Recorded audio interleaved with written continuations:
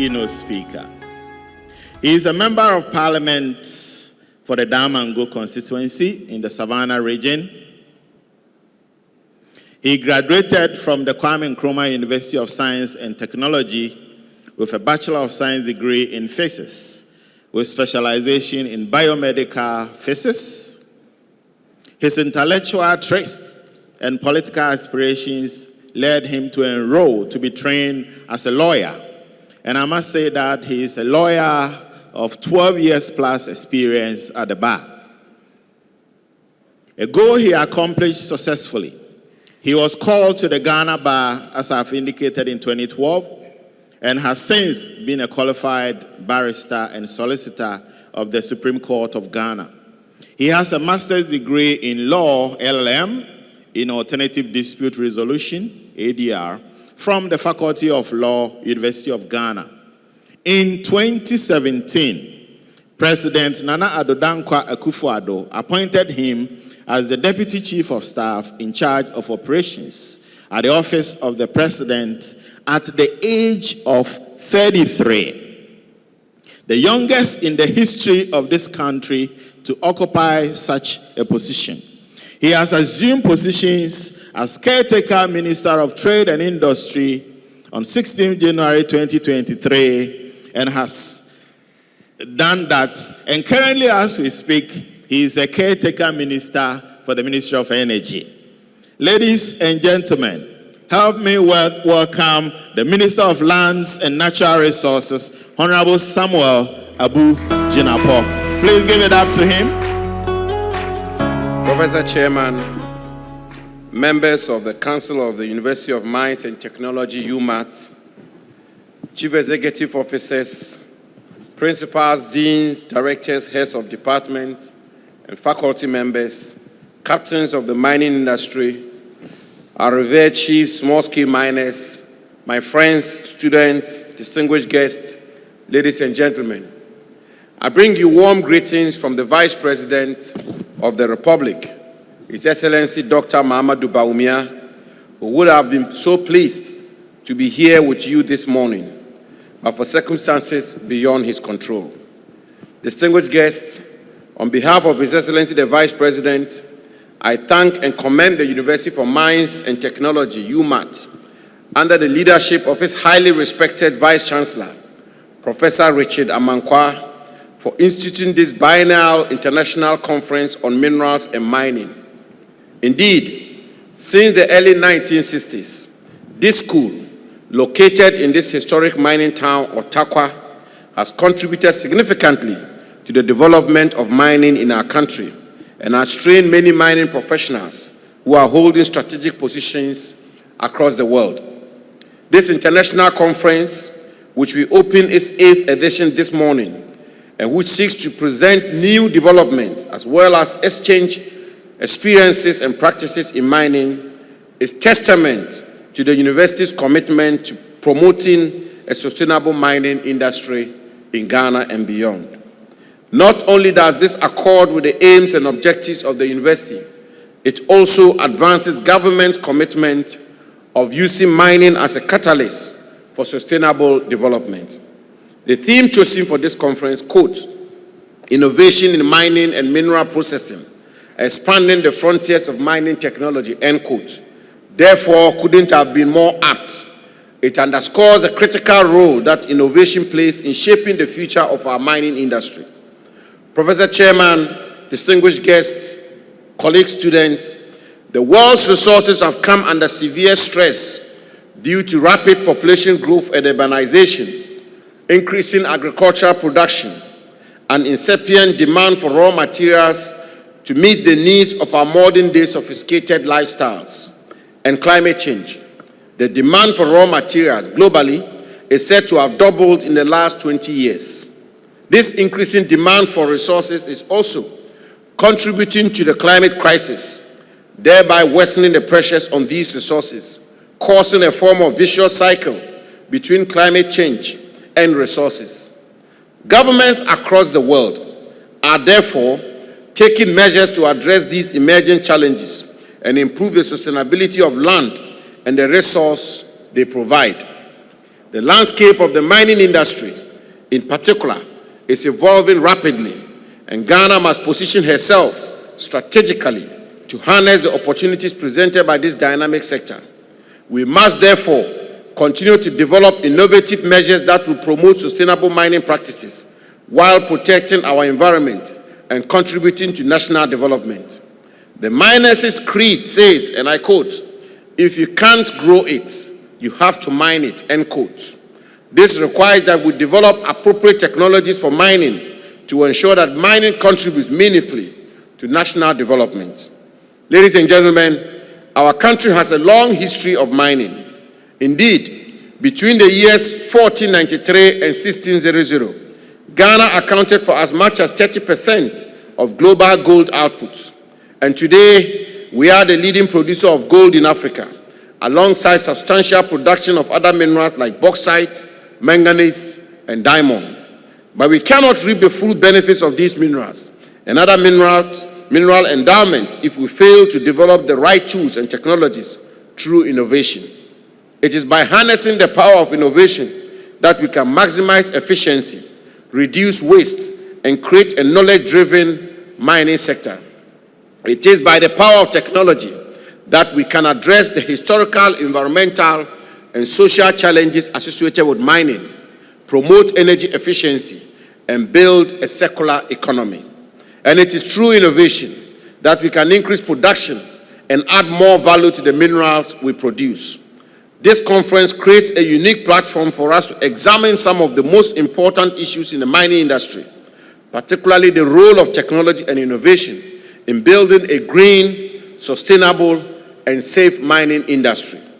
It is an invitation to all of us, particularly industry players and academia, to assess past and current mining practices vis-à-vis the industry we seek to build. And more importantly, it is a call to broaden our frontiers and scale up research to develop affordable and innovative technologies to promote green and sustainable mining and mineral processing. Mr. Chairman, let me now turn my attention to the topic I have been asked to address today, which is, quote, "Critical Minerals, Ghana's Preparedness for Value Addition," end quote. This topic is very crucial today, given the prime role critical minerals play in green energy transition. These critical minerals, often rare and geologically complex, underpin our transition to a sustainable low-carbon economy. They are essential for high-tech industries such as electronics, renewable energy, electric vehicles, and defense, making their demand increasingly high across the globe. This presents a great opportunity for countries endowed with these minerals. However, we cannot benefit optimally from these minerals unless we invest in value addition. Today, Africa hosts a great deal of these minerals, including 91% of the platinum group of metals, 79% of phosphate rock, 53% of cobalt, 46% of manganese, 35% of chromite, 25% of bauxite, 21% of graphite, 6% of copper, and substantial deposits of other minerals like lithium, iron ore, and rare earth elements. And yet, ladies and gentlemen, we are unable to benefit from them because of what has become known as, and I quote, "dig and ship," end quote. Currently, African countries exploiting some of these critical minerals are exporting them in their raw forms, including Zimbabwe, which is exploiting the largest known lithium reserves on the continent, and the Democratic Republic of Congo, which holds the largest reserves of cobalt, estimated at 51% of global cobalt reserves. Meanwhile, Bloomberg estimates that the global lithium industry at the mining stage is about 11 billion United States dollars, while the value of the industry at the highest end is over 7 trillion US dollars. Should we be content with benefit from 11 billion US dollars when we can benefit from the 7 trillion jackpots? Absolutely not. It is for this reason that when we first discovered lithium in commercial quantities, the President of the Republic, His Excellency Nana Addo Dankwa Akufo-Addo, insisted that we treat it differently from the other minerals and develop a special policy for the exploitation and management of our green minerals to ensure optimal benefit from these minerals for the Ghanaian people. Accordingly, a policy statement on the exploitation and management of green minerals was presented to Parliament, and following input from members of Parliament and other stakeholders, a proposal was submitted to Cabinet, which was approved after intense interrogation, revisions, and modifications. Among others, the policy provides for a minimum royalty rate of 7% for green minerals, an increase in state and Ghanaian participation in all green mineral operations to a minimum of 30%, and enhanced local content and local participation, including listing on the Ghana Stock Exchange and value addition and beneficiation for all green minerals mined in Ghana. Based on this policy, we signed our first mining lease for lithium, which incorporates all these provisions, including a 10% royalties rate, an increase in government's free carried interest from 10% to 13%, with additional state participation through the Minerals Income Investment Fund, MIF, and the requirement to list on the Ghana Stock Exchange, which the company has fulfilled by listing over 600 million of its ordinary shares on the Ghana Stock Exchange, giving Ghanaians the opportunity to own part of this company and its operations. Distinguished guests, ladies and gentlemen, on the specific issue of value addition, the lease enjoins the company to establish a chemical plant for refining the lithium we produce, and in the event the company is unable to do so, it will be mandated to sell its product to any company that establishes a chemical plant in the country. This lease, when ratified by Parliament, and hopefully soon, will give us the go-ahead to implement its terms and ensure value addition to our lithium resources. Our non-negotiable policy is to retain as much as possible the full value chain of these minerals in our country and ensure their linkages backward, forward, side stream to other sectors of our national economy. Professor Chairman, beyond lithium, we are expanding this policy to cover other green minerals which we have been mining already in our country. Our mining lease for the exploitation of bauxite in Yinahini in the Ashanti region, for example, provides for a royalty rate of 8% and contains mandatory provisions for the establishment of a refinery solution in partnership with the Ghana Integrated Aluminium Development Corporation, GIADEC.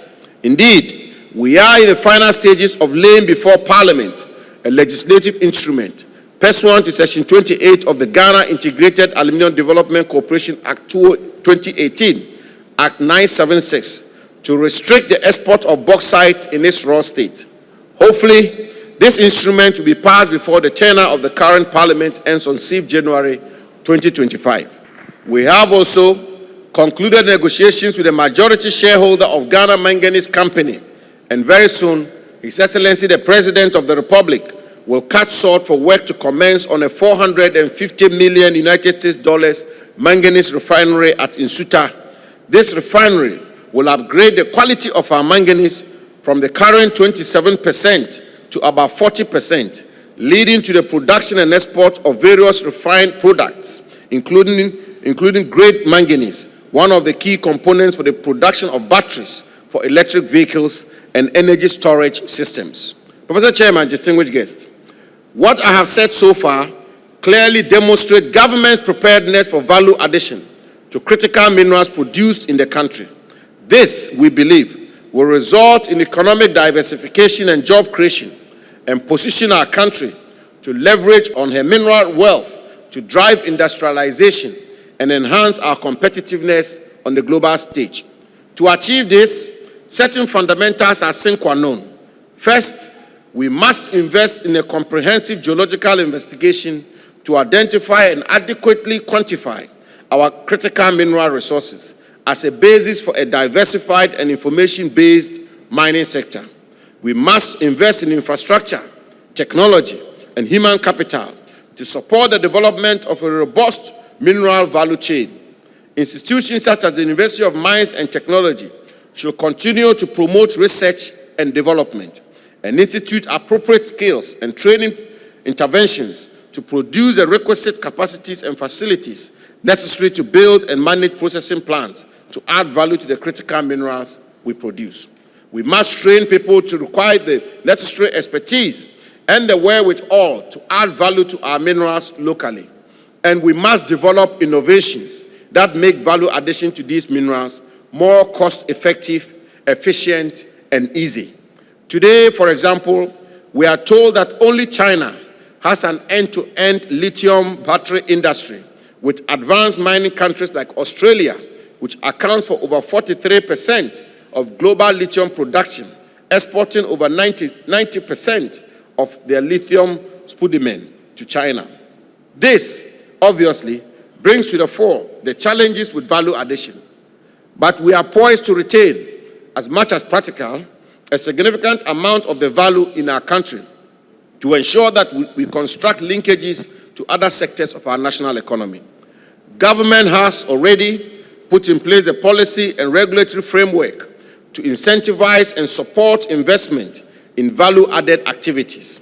The Green Minerals Policy, approved by the Cabinet of President Akufo-Addo, for instance, provides for incentives for investments as one moves higher on the value chain of the industry. These incentives can only be harnessed if we build the necessary technologies and innovations that make value addition in Ghana competitive and cost-effective. As academic institutions, we must drive research that will lead to the requisite innovation and development of products and services based on our resources, and which will bridge globally available technology to meet our demands locally and beyond. Professor Chairman, distinguished guests, captains of industry, ladies and gentlemen, Ghana's path forward in critical minerals industry lies in the intensification of research and development for value addition to our resources. A greater collaboration is required between regulators of industry, industry players, universities and research institutions, the private sector, and international partners.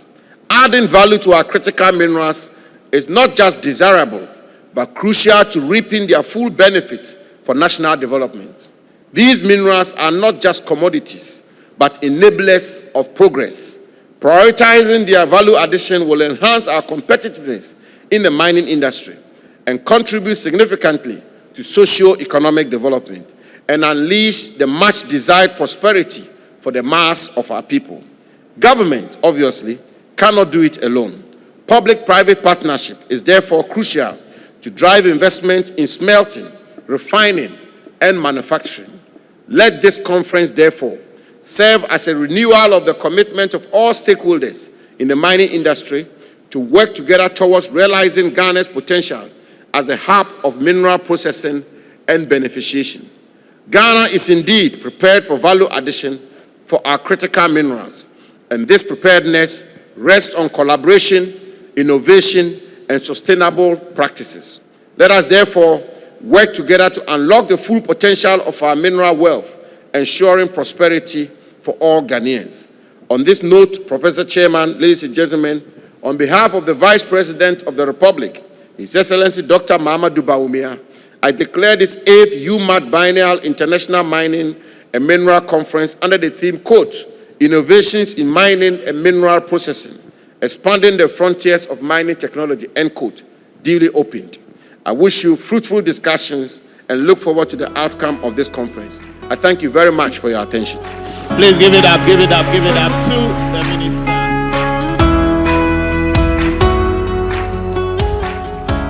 The keynote address was excellent. The discussions were meaty and great. And if you look at the galaxy of stars in this room, UMaT is very privileged to have all these here this morning. On that note, I will say thank you very much, and I wish the authors and the presenters of the various research papers fruitful deliberations after here. Thank you very much. Give it up to the